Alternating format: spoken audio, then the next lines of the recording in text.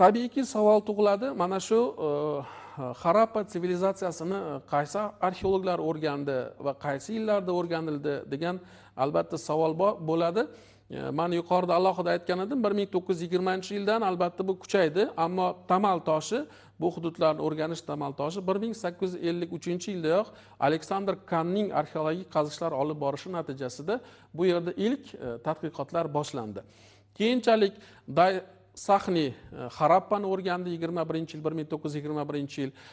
Banerjee Mohenjo-Daroni tadqiq etdi aynan shu 21-yilda. Keyinchalik ularning ishlarini davom ettirdi mashhur olim Marshall 1931-yilda, Makkev 1938-yilda, Watson 1940-yilda va Euler 1946-yillarda mana shu qadimiy shahar davlatlarida arxeologik tadqiqotlar va shaharsozlikni shakllanish, rivojlanish bosqichlarini tadqiq qilishdi.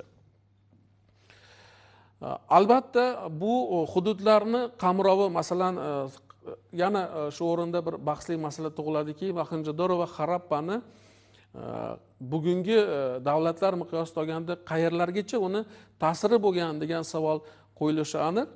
Buni ta'siri albatta qo'shni davlatlarga. Chunki Mohenjo-Daro va Harappa yodgorliklari o'zini eng gullagan bosqichiga miloddan avvalgi 2200-1900-yillarda ko'tarilgan va aynan shu davrda Afg'oniston, Pokiston va Hindistonning shimoliy g'arbiy hududlarigacha bu madaniyatning ta'sirlari yoyilganligini biz ko'ramiz.